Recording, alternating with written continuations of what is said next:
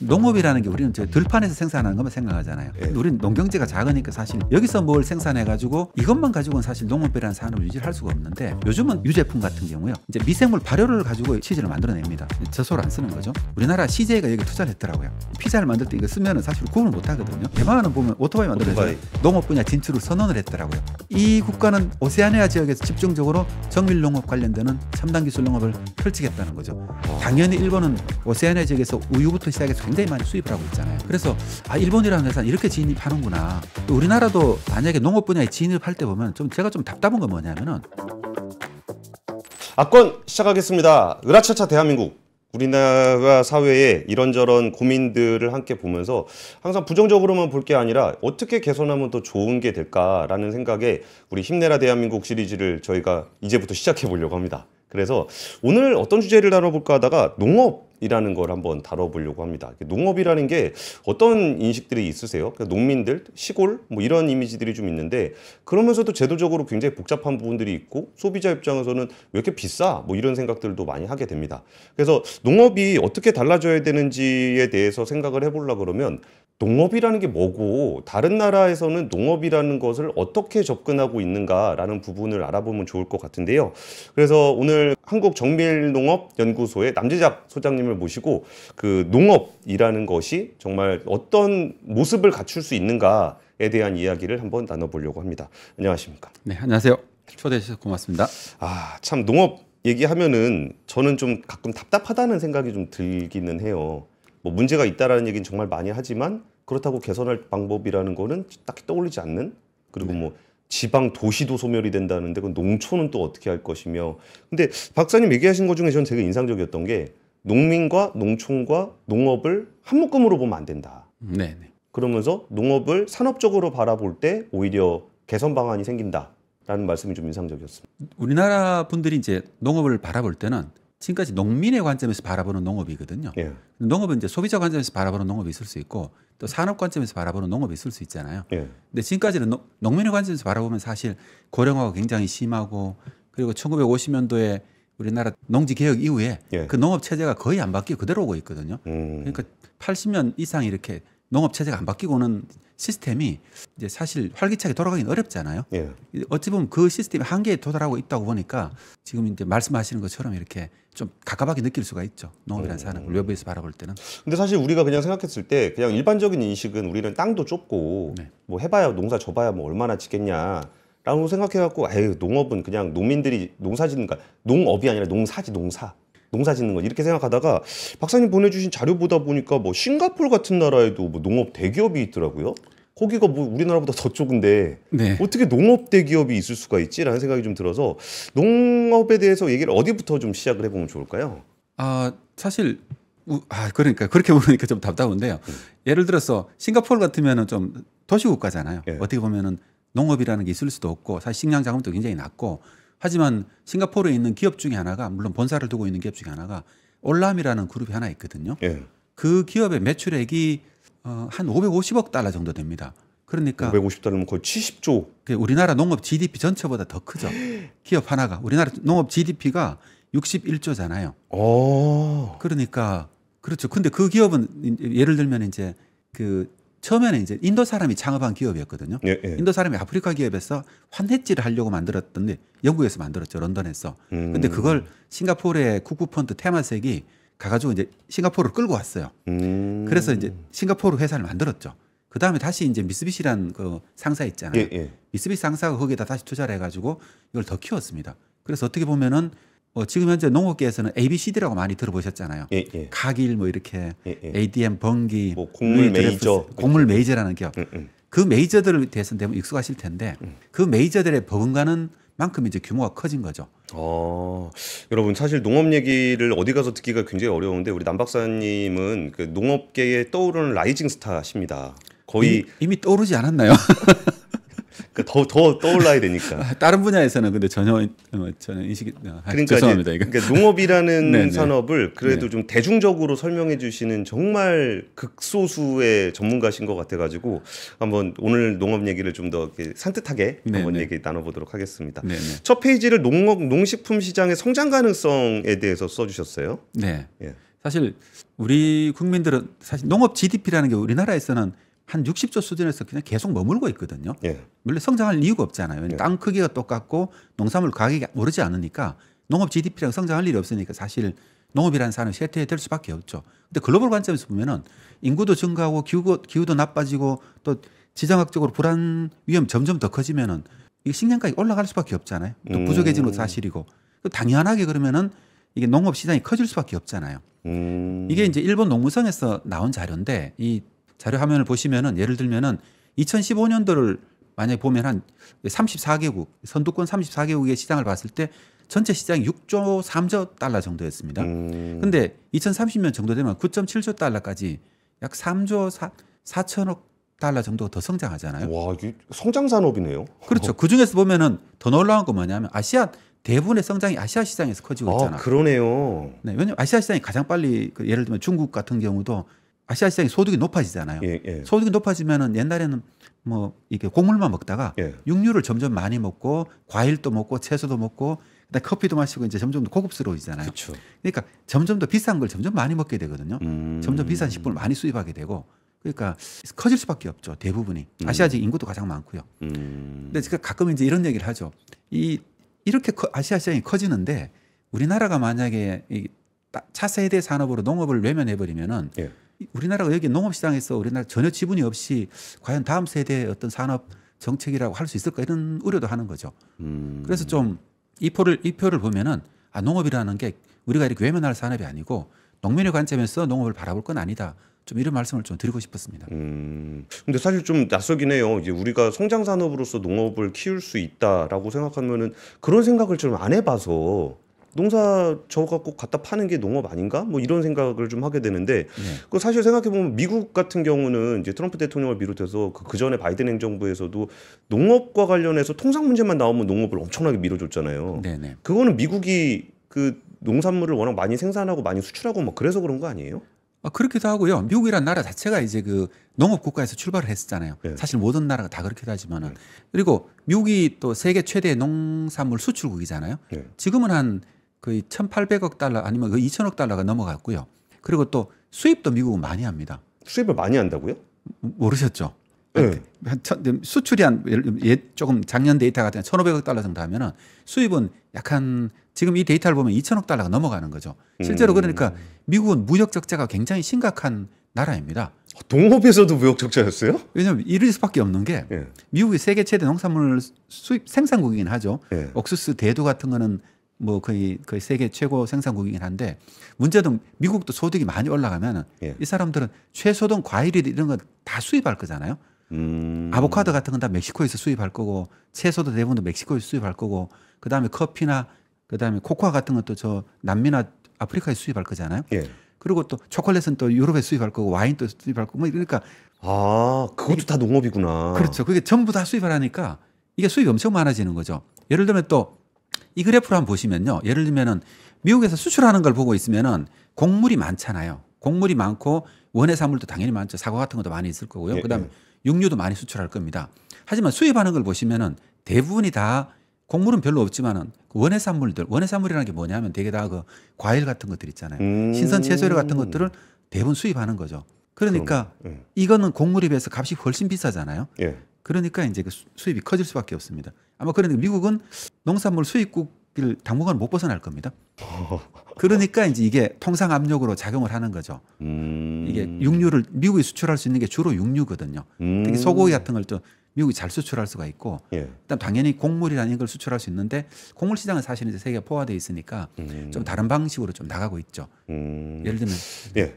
곡물 같은 경우는 예를 들면은 미국이 너무 많이 생산되고 있거든요. 그러니까 미국은 이제 바이든 정부 때도 그렇고 그 IRL법 있었잖아요. 예, 인플레이션 감축 법안. 거기서도 보면은 그 보조금을 지원해 가지고 에탄올을 만드는 사업이 있었어요. 바이오에너지를 만드는 사업이. 예, 예. 그게 이제 무슨 탄소를 줄이는 데 도움이 되고 또 예. 미국 농가를 지원하는 정책이 되기도 하는 거죠. 미국 농업의 경쟁력을 강화시키는 그런 기능도 하고요. 너무 과잉 생산되면 값이 떨어질 거잖아요. 그렇죠. 그러니까 남는 곡물은 이 다른 에너지원으로 바꾸지 않으면은 미국 농업이 지탱이 안 되는 겁니다. 그 바이오에탄올도 농업인가요? 그렇게 볼 수 있죠. 그러네요. 네, 그렇게 볼 수 있어요. 그래 미국에 생산되는 그 옥수수의 거의 절반 이상이 에탄올을 만드는 데 쓰입니다. 아, 그래요? 네. 오, 재밌네요. 그러니까 나라별로 네. 그 그러니까 농업을 어떻게 하고 있는지 좀 얘기 좀 해주시면 어때요? 저는 당연히 그냥 미국만 하더라도 이제 수출한다라고만 생각을 했지 수입할 거는 생각을 잘 못했었는데 예. 그 농산물을 이제 수출하거나 뭐 식품을 수출하거나 이런 국가들은 좀 어떤 특성들을 좀 보이나요?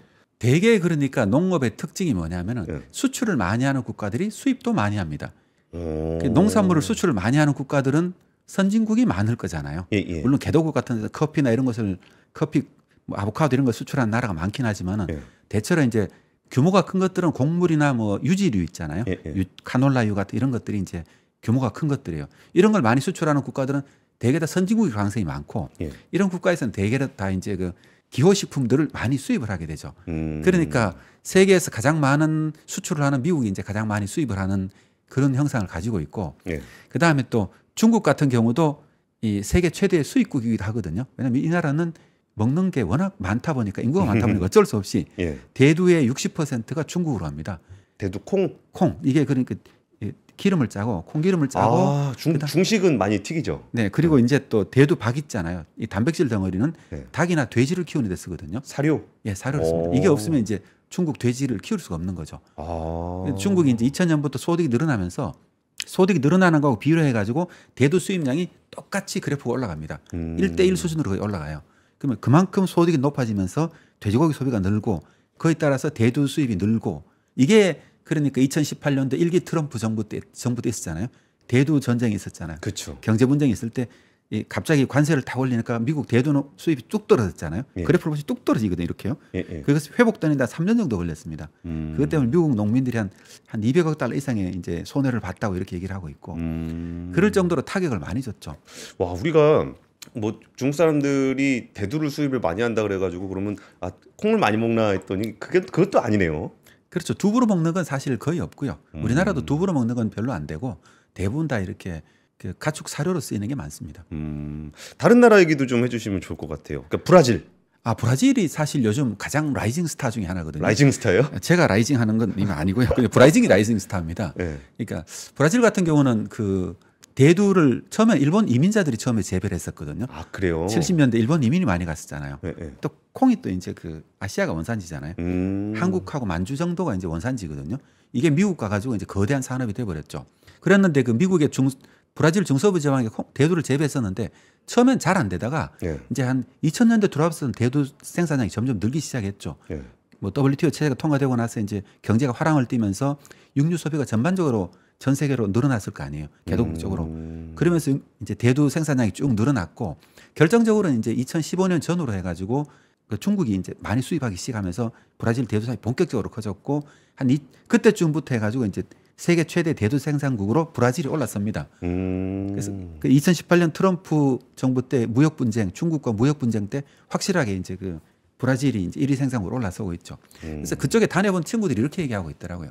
미국의 농업 시설을 다녀보면은 다 좀 낡은 느낌이 나잖아요. 예, 예. 낡은 느낌이 나는데 브라질로 가보면은 최첨단 시설이 다 들어서고 있다는 거예요. 그래서 이런 느낌이죠. 뭐 예를 들면은 저 우리나라 예를 들면 뭐 우리가 농사 짓는 거 경운기 정도 농사 짓는 느낌이라 치면은 예, 예. 브라질 가면 트랙터로 농사 짓는 느낌이라는 정도로 오. 시설이 엄청나고 이제 장비 같은 것들이 엄청 쎄걸 하는 거죠. 아, 오히려 미국에서는 옛날 그 가내수공업 하던 그런 느낌인 거고. 미국도 거대하잖아요, 농업이요. 네, 네, 네. 근데 그거에 비해 가지고 브라질은 거기에 비하면 완전히 좀 이렇게 차원이 다를 정도로 이렇게 가고 있다고 얘기를 하고 있고. 또 기자님 아시는가 모르겠습니다만은 그거 아세요 혹시 그 모른다고 가정하시면 됩니다. 아 그러니까요. 네. 브라질은 그래 에탄올을 많이 쓰잖아요. 에탄올. 바이오 네. 에탄올을 쓰잖아요. 네, 네. 그래 E27이라고 해가지고 연료에 에탄올을 많이 섞지 않습니까? 27%까지 썼거든요. 왜냐면 이게 그 나라에서 에탄올을 생산하는 게 이제 그 더 싸게 치거든요. 석유를 수입하는 것보다. 기름보다 싸다고요? 예. 에탄올이? 뭐 크게 비싸진 않아요. 그 비슷하거나 이래요. 근데 저도 그때 그 현대차 관련한 취재하다가 네. 그 바이오에탄올 차량이 있더라고요. 네. 바이오에탄올 차량을 왜 올까요? 여기 기름값보다 싸다고. 네. 그리고 주유소도 엄청 많다는 거예요. 바이오에탄올 주유소가. 네네. 그래가지고 그러면 그런 일도 있어? 바이오에탄올을 그냥 일부 사용한다고 생각을 했지. 바이오연료가 그 주 에너지인지는 몰랐어요. 네, 근데 27%까지 섞는 게 이제 그건 의무화돼 있고 예. 이걸 더 섞자는 그런 얘기도 나오고 있는 것 같고요. 이미 한계까지 간 것 같고요. 우리나라에는 이제 E3 해가지고 3%까지만 섞게 돼 있거든요. 예. 섞는지 안 섞는지 저는 잘 모르겠습니다만 아마 섞을 겁니다. 그 에탄올이 필요한 거죠. 왜냐하면 그게 이제 바이오 쪽에서 온 거니까 CO2 배출량이 훨씬 줄어들잖아요. 그런 것도 있고 최근에 이제 무슨 일이 나고 했냐면은 브라질의 바이오 에탄올은 사탕수수를 가지고 되게 만든다고 알고 있잖아요. 예, 예. 사탕수수를 가지고 거대하게 재배를 해가지고 이게 즙을 짜가지고 예를 들면 이제 그걸 설탕을 가지고 발효시켜가지고 에탄올을 만드는 게 예. 일반적인 방식이잖아요. 예. 그걸 근데 이제 요즘은 어떻게 하냐면은 옥수수로 만드는 게 점점 늘어나고 있다는 겁니다. 옥수수. 옥수수. 브라질은 예전에는 옥수수를 그렇게 재배하지 않았거든요. 예. 이 어떤 변화냐면은 예를 들면은 그 사탕수수를 가지고 재배를 해가지고 한국까지 실어내지 않고 현장에서 가공을 해서 이제 그러면은 설탕으로 만들든지 아니면 에탄올로 만들어서 운송을 할 거잖아요. 예, 예. 부피가 확 줄어들 거니까. 근데 브라질에서 최근 일어나고 있는 게 농업 혁신이 뭐냐면은 그 이모작을 하는 거죠. 예. 그 브라질이 대두를 많이 심었다 그랬잖아요. 예, 예. 그 대두가 대부분 다 중국을 가게 되고 예. 대두를 심고 나면은 바로 이어서 대두를 심고 나면은 콩이 이제 땅심을 좀 덮구는 효과가 있거든요.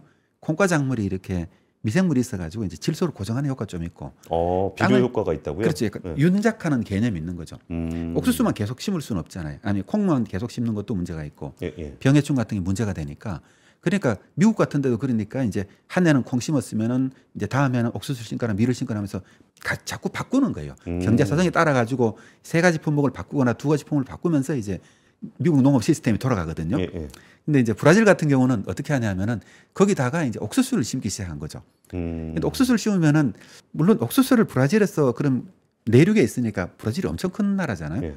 그 많은 옥수수를 밖으로 실어내는 게 또 일이지 않습니까? 그렇죠. 이 값이 싸잖아요. 대두에 비해 가지고는 네, 값이 절반밖에 안 하거든요. 아. 그러니까 이걸 브라질에서는 어떻게 했냐면 이걸 가지고 에탄올을 만든 거죠. 바이오에탄올을. 그러니까 훨씬 더 수율이 올라가고 이제 생산비도 싸지는 겁니다. 왜냐하면 대두를 한번 재배하고 안 하던 데다가 추가로 재배하는 거고 그러니까 비용이 훨씬 세이빙이 되는 거죠. 예. 그래서 갑자기 브라질 에탄올이 많이 늘어나고 있고 또 다시 하나 나오고 있는 것 중에 하나가 그 어쨌든 유럽 같은 데서 바이오에탄올 수요가 늘어나고 있고 또 항공유 같은 경우도 이제 그 항공유. 바이오 연료를 섞는 의무안이 또 이제 통과되고 준비를 하고 있잖아요. 예, 예. 시행되고 있잖아요. 그러니까 수요가 계속 늘어나는 거죠. 그래서 현재 바이오에탄올 시장이 전 세계적으로 한 1,000억 달러 정도 되거든요. 예. 한 10년 후 정도 되면 이게 1,600억 달러를 넘어갈 거라고 예상합니다. 그러면 그게 어디선가 계속 생산돼야 되잖아요. 그렇죠. 네, 그런 거죠. 진짜 성장 산업이 많네요. 엄청 10년 동안에 60%가 성장하는 거잖아요. 그렇죠. 엄청 큰 성장이죠. 그러니까. 그러니까 최근에 저희가 그 영국이랑 미국이랑 협상한 거 보니까 에탄올 시장 개방하라고. 아, 영국 쪽에서요? 예, 영국 쪽에다가 미국이. 네, 그랬을 것 같아요. 그래가지고 왜 에탄올을 열어달라 그러는 거지라고 생각을 했었는데 사실은 옥수수를 팔고 싶었던 거군요. 그렇죠. 그러니까 옥수수 옥수수를 기름. 그냥 수출하는 거는 사실 별로 좀 부가가치가 낮을 거잖아요. 예, 예. 미국 입장에서는 그 절반 이상의 옥수수가 이제 에탄올로 바뀌기 때문에 예. 그 에탄올을 누가 사야 되는 거예요. 아. 유럽은 어차피 이제 그 에탄올 섞는 정책 의무화 정책들이 있잖아요. 예, 예. 주유소 가면 주유기가 여러 개가 달려 있거든요. 예, 예. 그러니까요. 그게 사실은 농업이었구나. 그렇죠. 그게 농업 지원 정책이라고 볼 수 있는 거죠. 그럼 우리나라가 이제 옥수수를 뭐 재배해봐야 땅이 좁으니까 넓게는 못해도 우리가 원유는 안 나지만 정유 산업은 우리나라가 굉장히 크지 않습니까? 저도 이제 우리나라 농업을 바라볼 때 몇 가지 관점에서 볼 수 있는데 예. 그 우리나라는 사실 1년에 연간 1,000만 톤 이상의 옥수수를 수입하거든요. 예. 전적으로 한 2,000만 톤 정도를 수입하는데 옥수수가 한 1,400~1,500만 톤 되죠. 근데 예를 들어 가지고 우리나라가 사실 또 잘하는 게 엔지니어링이잖아요. 제조. 예, 예. 제조업에서 굉장히 강점이 가지고 있는 나라거든요. 다른 건 좀 약한 것 같아요. 우리가 돌아보니까 예, 이게 예. 거래를 하거나 예를 들면 ABCD처럼 이렇게 곡물 시장에 뛰어들어 가지고 트레이딩하는 거 있잖아요. 예, 예. 이런 건 우리나라가 잘 못하는 것 같거든요. 그런 거는 하려고 몇 번 했다가 실패를 했는데 우리나라가 특징적으로 잘하는 게 이제 제조업이잖아요. 예. 이 장점을 잘 살리면 어떻게 하겠냐 이런 생각도 들었습니다. 근데 이제 그때 이제 메이저 곡물회사에 근무하는 친구인데 다 돌아보고 있어요. 차 한잔 하면서 이런 얘기를 하더라고요. 한국이라는 게 자기가 이제 세계를 돌아보니까 한국이라는 게 이걸 참 잘하는 것 같더라. 예. 미국 이제 가보면 시설이 다 낡았다 그랬잖아요. 예, 예. 바이오에탄올 만드는 공장을 가보는데 여러 군데 있을 거잖아요. 농가들이 가지고 있는 거 있을 테니까 마치 우리로 치면 옛날 동네 방앗간 보는 느낌이더라. 물론 그렇진 않지만 느낌상 그렇다는 겁니다. 그 시설이. 그러니까 수율이 굉장히 떨어지더라는 거예요. 그래서 예를 들면은 자기가 봤을 때는 만약에 미국 옥수수를 어차피 수입하니까 어차피 또 우리가 미국 농산물 많이 수입해야 되잖아요. 그렇죠. 그러니까 그거를 대규모로 좀 수입을 해가지고 예를 들면은 뭐 새만금 같은 이런 부지가 넓은 데가 많이 있잖아요. 아니면 이미 정유 공장 중에 노는 시설들이 있을 수도 있고. 그쵸. 이런 것을 가지고 수율이 굉장히 높게 하면은 운송비를 감당하고도 충분히 이제 주변 국가에 수출할 수 있는 여력이 되지 않을까. 그걸 타당성 평가를 한번 해보면 어떻게 미래 산업으로 가지고 이런 걸 한번 검토해보라 이런 제안을 하더라고요. 얘기 되는 것 같은데요. 안 그래도 지금 이제 석유화학 단지라든지 이런 데들이 뭐 네. 중국에다 수출 못하게 되면 굉장히 어려워질 건데 네.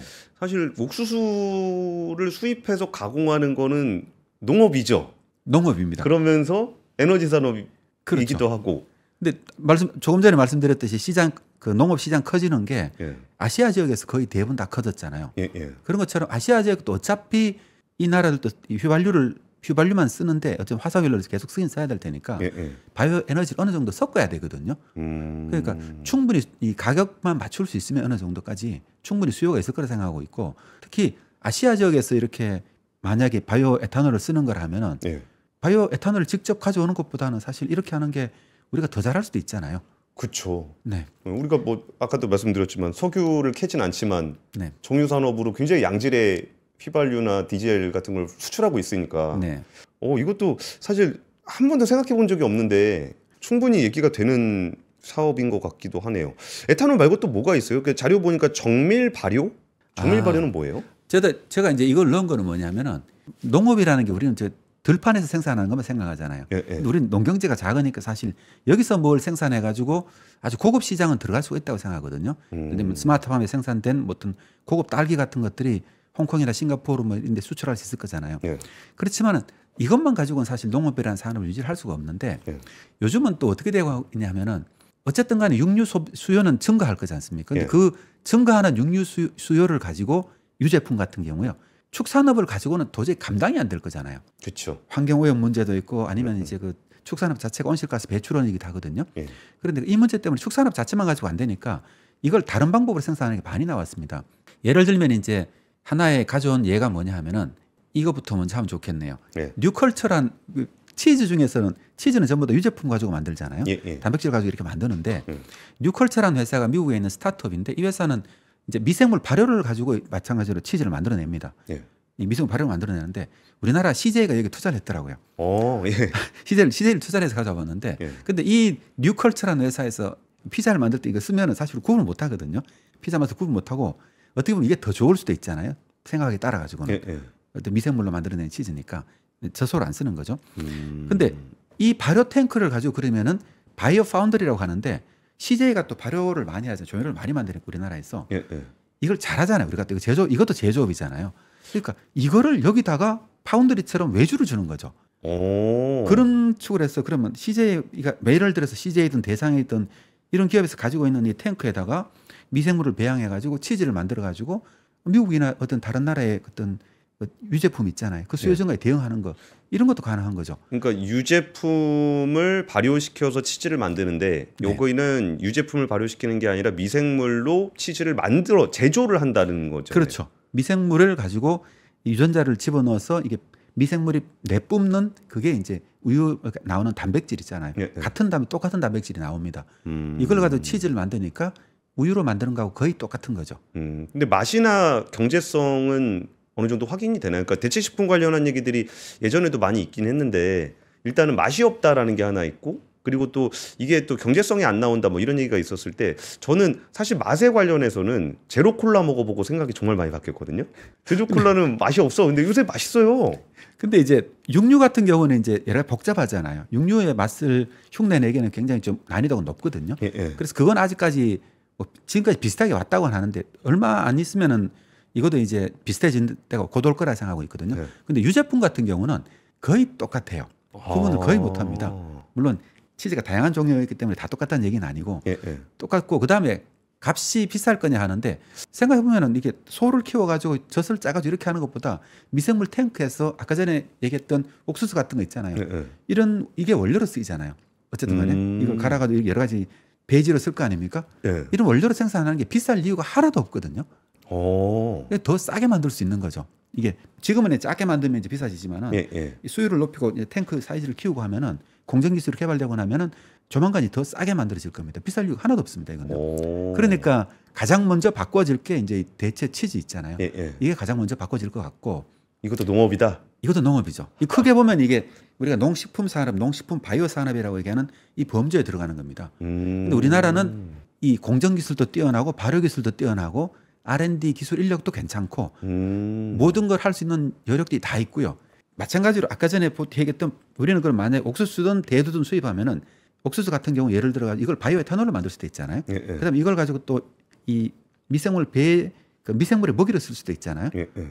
그다음에 또 이걸 다 발효하고 나면 박인 이게 분해되지 않는 게 남을 거잖아요. 예, 예. 섬유소가 남으면 이게 또 사료로 쓰입니다. 그러니까 이런 걸 가지고 이제 우리가 이런 얘기를 사실 저번에 한번 했었어요. 장태평 농특위 위원장하고 민자리에 와서 한번 할 때 뭐냐면은 일단 새만금 같은 데 거대한 어떤 곡물 사일로 같은 비축 시설을 만들고 거기에서 이런 대규모 산업들 있잖아요. 바이오 산업을 만들어 가자. 이게 이제 크게 보면 그 범주에 들어가는 겁니다. 우리나라 농업은 60조에서 더 커지긴 어려워요. 예. 이게 더 농산물이 더 오르지 않으면은. 예, 예. 그렇지만은 우리가 농업과 관련되는 산업은 이게 500억 달러, 1000억 달러까지 계속 성장할 수 있다고 이렇게 그래서 얘기를 하는 거죠. 근데 말씀을 듣다 보니까 진짜 농민도 등장하지 않고 농사도 등장하지 않고 농촌도 증가하지 않는 농업 이야기였어요. 그렇게 얘기하면 안 되는데. 아니 농촌 정책은 농촌 정책대로 하면 되는 네, 거고 맞습니다. 농민 정책은 농민 정책대로 하면 되는 거지. 네. 농업이라는 거를 꼭 농촌과 농민의 카테고리 안에 묶어둘 필요는 없는 거잖아요. 저도 사실 그게 굉장히 아쉬웠어요. 농업이라는 산업이 어쨌든 농민의 이제 삶도 중요하고 농촌을 유지하는 데도 중요하지만은 우리나라의 그 식량이라는 거 있잖아요. 예. 그 전체 산업과 그다음에 농업이라는 산업 자체가 어찌 보면 굉장히 글로벌한 거거든요. 예, 예. 우리 어떤 산업이든 간에 수출하지 않고 우리나라가 이제 존재하고 있는 산업이 없잖아요. 예, 예. 농업도 마찬가지라고 생각하거든요.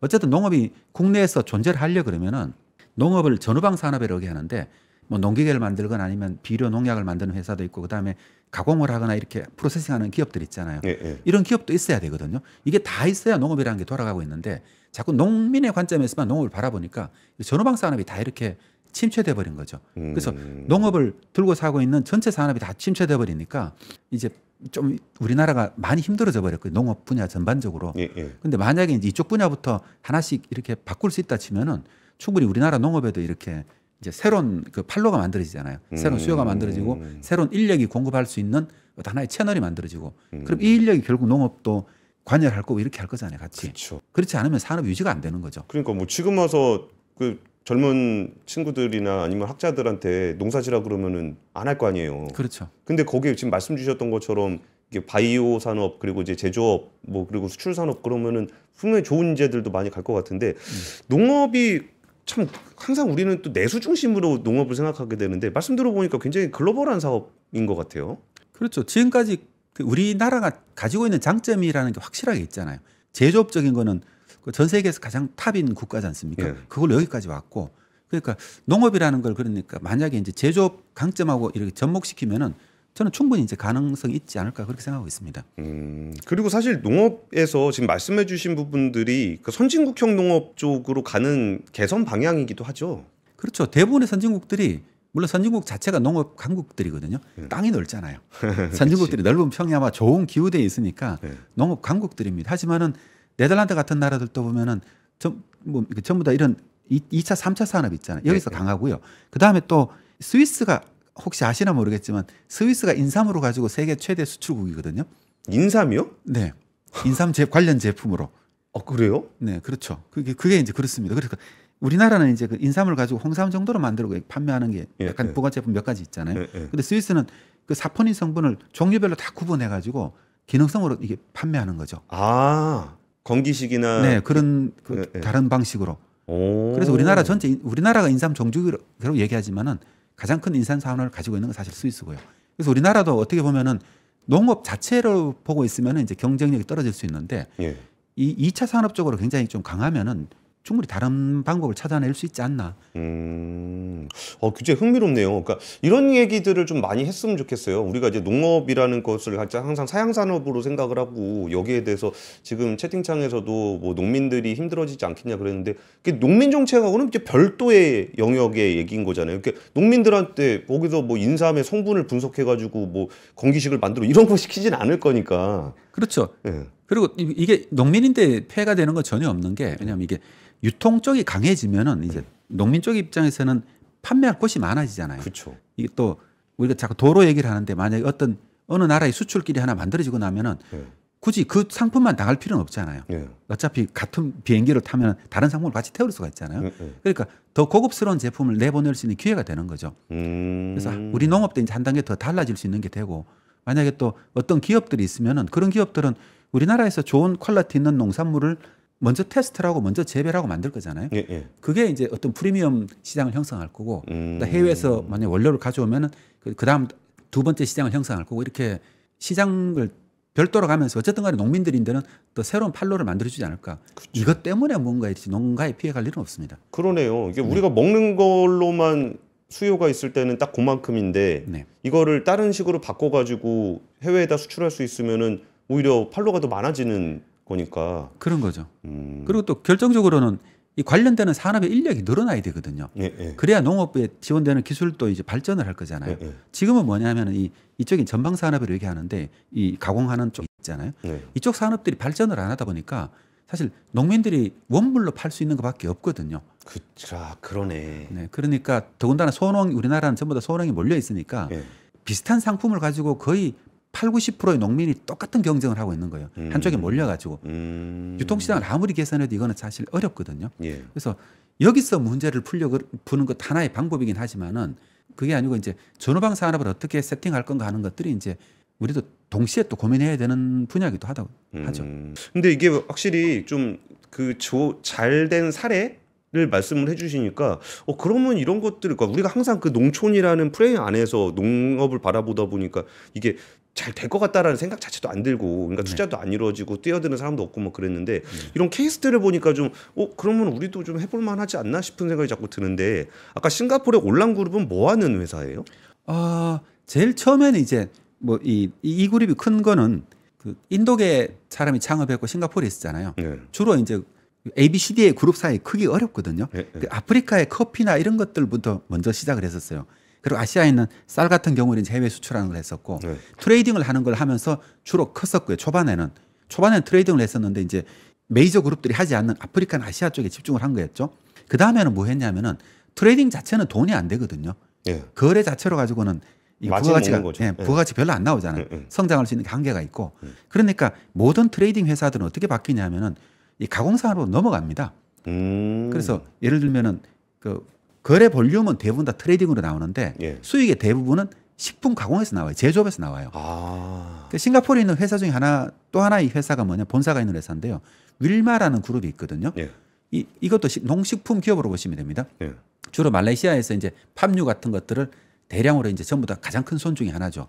근데 싱가포르에 본사가 있는데 이 회사의 매출액은 670억 달러가 넘어갑니다. 근데 우리나라 LG그룹하고 비슷한 수준의 그 매출액을 가지고 있어요.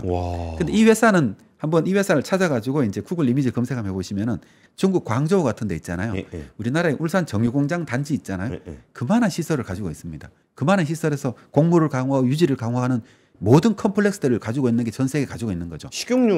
식용유부터 해가지고 식용유만 짜는 게 아니라 여러 가지 부가물질 다 나오잖아요. 사료로 만들어진 밥 같은 거 해가지고 그런 그거 외에도 고급 기술로 들어가면 이제 다른 가공산업까지 들어가거든요. 그러니까 거대한 물량을 핸들링하는 거예요. 이거는 뭐 보시면 깜짝 놀랄 겁니다. 이게 공업단지보다 더 큽니다. 이게 우리나라 공업단지보다 이런 것들이 전 세계에 있는 게 이제 그거고요. 근데 우리나라가 이걸 제일 잘한다는 거죠. 이걸 가지고 제조업을. 왜 우리는 안 해요? 그렇게?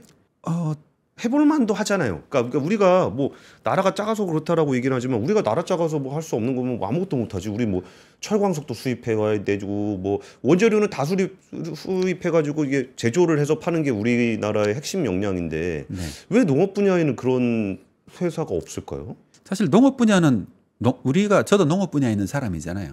농업 분야에 있는 사람들은 우리나라 농업을 어떻게 개선할까 하는 데만 관심이 있었거든요.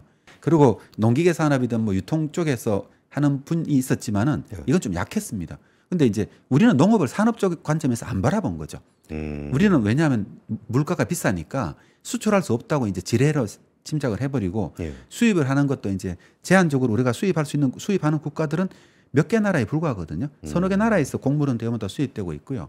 나머지 뭐 주로 이제 그 유럽계 기업들이 있는데 트레이딩 컴퍼니들이 있는데 되게 다 수입하다 보니까 우리나라는 이걸 산업 관점에서 바라볼 이유가 없었던 거예요. 그래서 이걸 한 번 또 아마 석연을 가공해서 우리가 수출하잖아요. 그렇죠. 이 곡물 우리나라 농업 분야에서 이렇게 해야 된다는 상상을 잘 안 해봤던 것 같아요, 우리가요.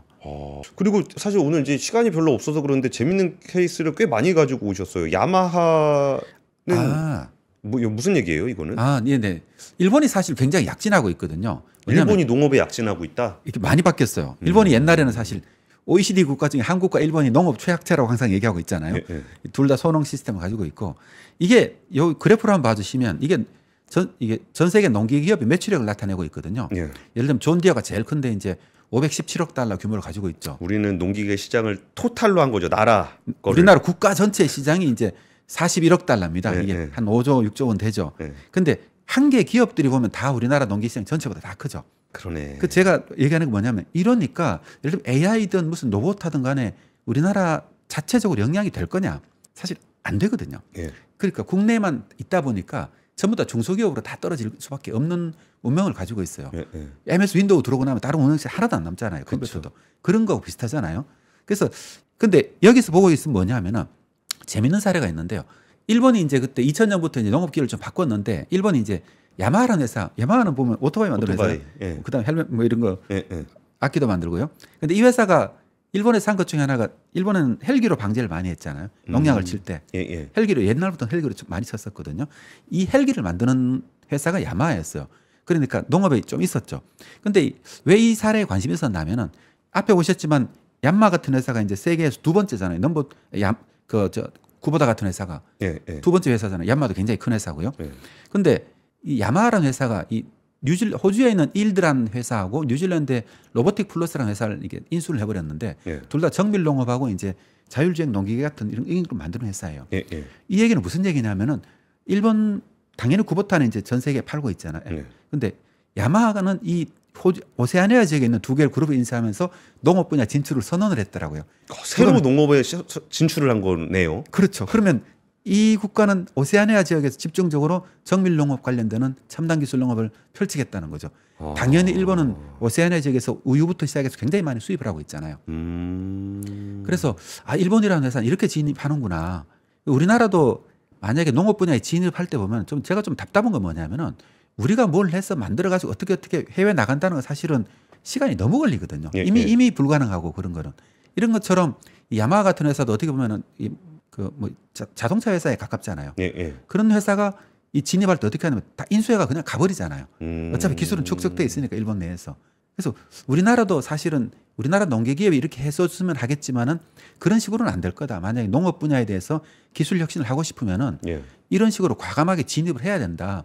이걸 좀 예를 들고 싶어서 가져와 봤습니다. 그래서 이 문제는 농업계만은 해결할 수 절대 없는 문제다 이거는. 근데 말씀 들어보니까 우리나라가 뭐 항상 계속 이렇게 반복적으로 얘기하는 게 뭐 나라가 작고 뭐 토지가 좁고 뭐 이런 얘기하는데 사실 우리나라가 자동차만 보더라도 현대차가 우리나라에 파는 물량은 전체 물량에 따지면 얼마 안 됩니다. 그럼에도 불구하고 그것도 우리가 뭐 철이 있어요, 기름이 있어요, 다 수입해다 만들어 파는 건데 왜 농업 분야에서는 그런 상상도 하지 않았을까? 우리의 신성장 동력이 왜 없다고만 생각을 했을까라고 해보니까 너무나 재밌는 이야기들이 많은데 지금 시간이 다 돼서 너무 아쉽네요. 이번 시간이 좀 농업을 바라보는 시각을 그러니까 지금 제가 제목을 한국 농업판을 뒤집어야 한다라고 해놓고 어떻게라는 제목을 달았거든요. 근데 어떻게라는 게 있네요. 그러니까 농업판을 뒤집는 게 무슨 농민들 보조금 뺏고 뭐 이런 문제가 아니라 진짜 농업과 관련돼 있는 전후방 사업들을 좀 넓게 보면 여기서 신성장 산업들이 너무 많다라는 부분이 정말 누가 했으면 좋겠는데 팀장님께서 많이 좀 이렇게 알려주시면은 기업들이 참여하는 기회가 있지 않을까. 알겠습니다. 지금까지 남재작 소장님과 함께했습니다. 지금까지 악건이었습니다. 감사합니다.